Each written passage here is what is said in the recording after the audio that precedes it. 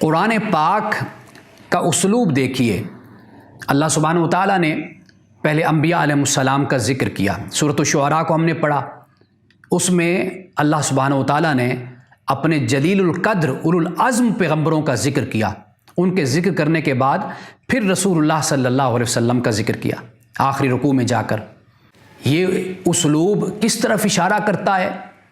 وہ اس طرف اشارہ کرتا ہے کہ رسول اللہ صلی اللہ علیہ وسلم اللہ کے آخری نبی ہیں، خاتم النبیین ہیں۔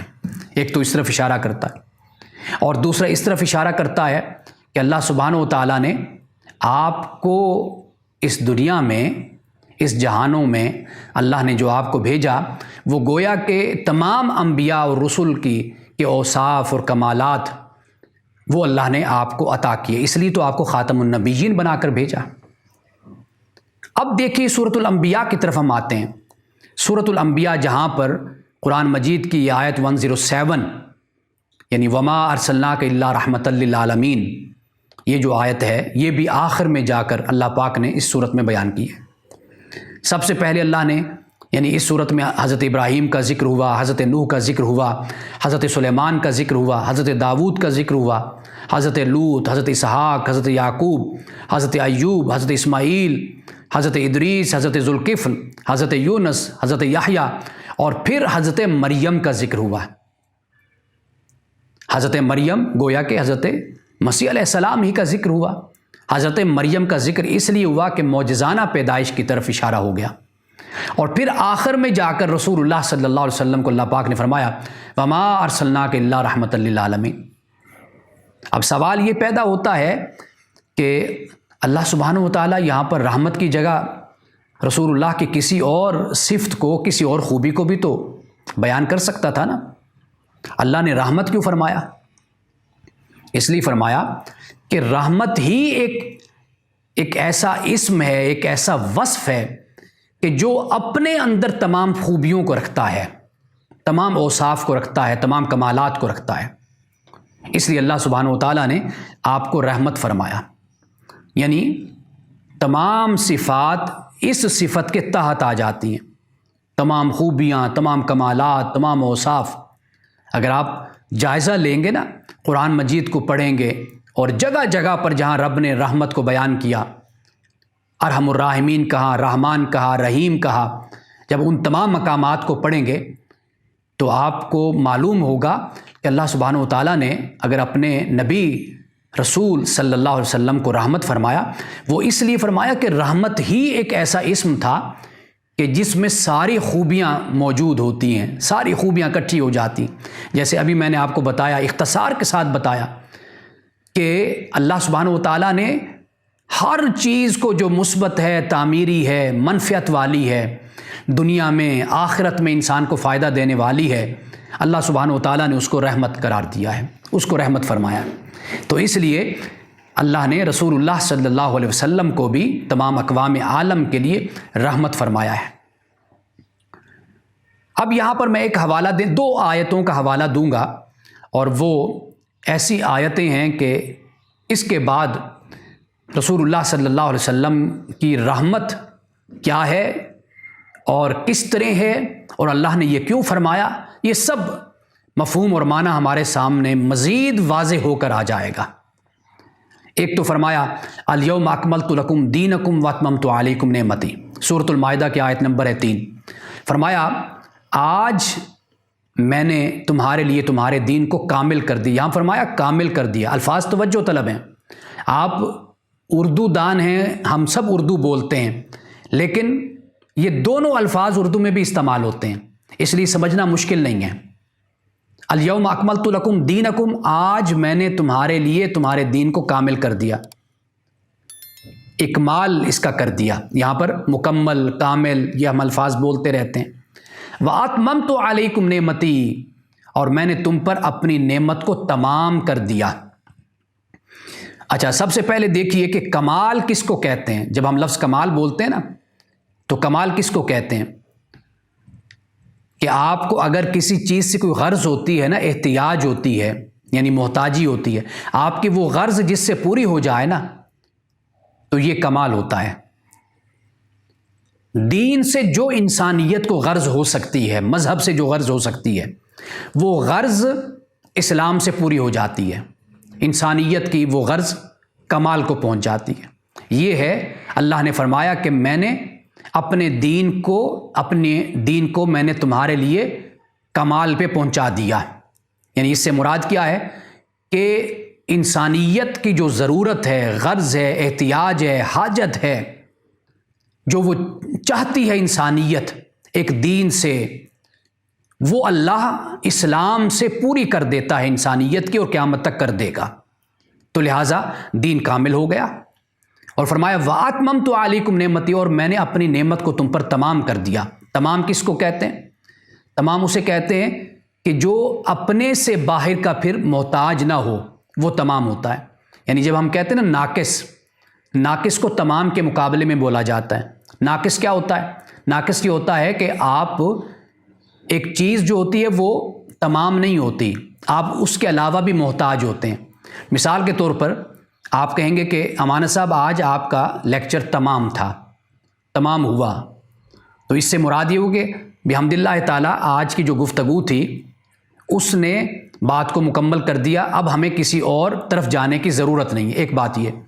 دوسری بات یہ ہے کہ آپ یہ کہیں گے کہ امانت صاحب آج کا جو آپ کا درس تھا یہ ناقص تھا، یعنی مراد یہ کہ ابھی مزید اس میں بات کرنے کی ضرورت ہے، ابھی محتاجی ہے ہمیں اور کی۔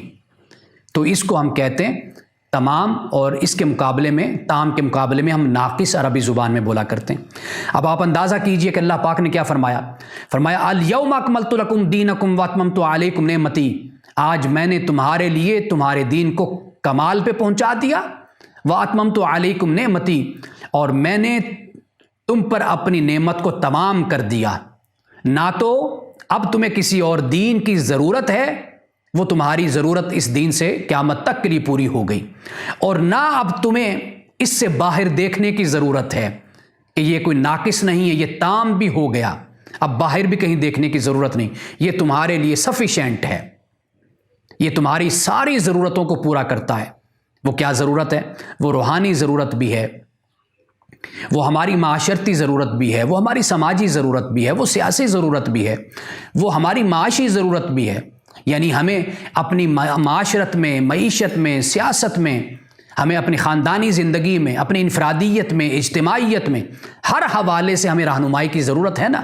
وہ اللہ تعالیٰ نے اب اس رہنمائی کو دین کی صورت میں ہمیں مہیا کر دیا، بنیاد ہمیں اللہ نے مہیا کر دی۔ اب ہمیں ضرورت نہیں ہے کہ ہم کسی اور کی طرف دیکھیں یا کسی اور کا ہم انتظار کریں۔ آپ دیکھیے کہ جو نبی آیا اس نے آنے والے نبی کا بھی ذکر کیا اور رسول اللہ کا بھی ذکر کیا، آپ کی ختم نبوت کا بھی ذکر کیا۔ حضرت مسیح علیہ السلام آئے، انہوں نے بھی سورۃ الصف میں قرآن بیان کرتا ہے، اور اس کے علاوہ بہت سے حوالے ہیں، بہت سے حوالے، اور میں بڑا مطمئن ہوں اس بات پر کہ اگر کوئی حوالے چاہے گا تو میں وہ حوالے بہت آسانی کے ساتھ مہیا کر سکتا ہوں کہ کس طرح بائبل میں رسول اللہ صلی اللہ علیہ وسلم کا ذکر اور آپ کی نشانیوں کو بیان کیا گیا ہے۔ لیکن رسول اللہ نے تو کہیں پر نہیں بیان کیا، نہ قرآن نے کہا کہ بعد میں کوئی پیغمبر آنا ہے۔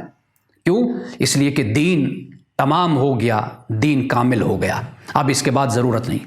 اور دوسری جو آیت کریمہ ہے وہ سورۃ توبہ کی آیت نمبر ہے 128، اس میں فرمایا لقد جاءکم رسول من انفسکم۔ اس آیت کو میں پورا پڑھنا چاہتا ہوں اور ترجمے کے ساتھ، کہ البتہ تحقیق تمہارے پاس تم میں سے رسول آیا، عزیز علیہ ما عنتم، کہ اس پر گراں گزرتا ہے کہ تم مشقت میں پڑو، حریص علیکم، تم پر حریص ہے۔ یہ جو حرص ہم لفظ بولتے ہیں نا عربی زبان میں، ایک اس کا مطلب ہوتا ہے کہ وہ چاہت، وہ محبت کہ جو دل کے آر پار ہو جائے، انتہائی محبت کو حرص کہتے ہیں۔ رسول اللہ صلی اللہ علیہ وسلم کو اللہ پاک نے حریص اس معنی میں کہا کہ انسانیت کے لیے بے پناہ محبت ہے، آپ کے دل میں بے پناہ محبت ہے، ایسی محبت کہ جو دل کے آر پار ہو جائے، اتنی محبت ہے۔ لیکن بالمؤمنین رؤوف الرحیم، اور مومنین کے ساتھ آپ رؤوف بھی ہیں اور رحیم بھی، مومنین کے ساتھ تو خصوصی تعلق ہے نا۔ رسول اللہ صلی اللہ علیہ وسلم پر ایمان لانے والے، رسول اللہ کے دین کی خدمت کرنے والے، رسول اللہ کی تعظیم اور توقیر کرنے والے، اور قرآن نے جس کو کہا کہ رسول اللہ صلی اللہ علیہ وسلم کے دین کے لیے باہر نکلنے والے، اللہ کے دین کو پھیلانے والے، دعوت دین کا کام کرنے والے، یہ جو مومن ہیں ان کے ساتھ تو خصوصی اللہ کے رسول کا تعلق ہے، اس لیے فرمایا کہ مومنین کے ساتھ تو رؤوف ہے اور مومنین کے ساتھ یہ پیغمبر صلی اللہ علیہ وسلم رحیم ہیں۔ اب میری اس تمام گفتگو کی روشنی میں، اس پوری گفتگو کی روشنی میں آپ دیکھیے، اب آپ سمجھیے کہ وما ارسلناک الا رحمۃ للعالمین سے اللہ پاک کیا فرمانا چاہتا ہے کہ ہم نے آپ کو صرف اور صرف بس ہم نے آپ کو تمام اقوام کے لیے، تمام جہانوں کے لیے ہم نے آپ کو رحمت بنا کر بھیجا ہے۔ اقبال کی وہی بات پھر میں دہراؤں گا، وہ بڑا خوبصورت جملہ ہے نوجوانی میں جب اقبال کے خطبات کا مطالعہ کیا تو یہ جملہ ذہن میں رہ گیا اور آج تک میں اس کو نقل بھی کرتا ہوں کہ آل prophets were Muhammad in the making, کہ تمام جو پیغمبر اللہ نے زمین پر بھیجے تھے وہ در حقیقت محمد کے پروگرام کو تکمیل تک پہنچانے کے لیے آئے تھے۔ یعنی جب انسانیت میچور ہو گئی، باشعور ہو گئی، سمجھدار ہو گئی اور اس قابل ہو گئی کہ اب محمد کے پیغام کو سمجھے، اور پھر اس کے بعد انسانیت علم کے میدان میں اور پھر تعلیم کے میدان میں، پھر سیاست میں اور پھر دنیا کے ہر میدان میں کامیابی کے جھنڈے گاڑے اور آگے بڑھے، تو پھر اللہ سبحانہ وتعالیٰ نے جب انسانیت تیار ہو گئی اپنے ذہنی اور عقلی اور شعوری حوالے سے، تو پھر اللہ نے اپنے رسول کو بھیجا، اس لیے کہ آپ اللہ کے آخری رسول، اللہ کے آخری نبی ہیں۔ وآخر دعوانا ان الحمد للہ رب العالمین۔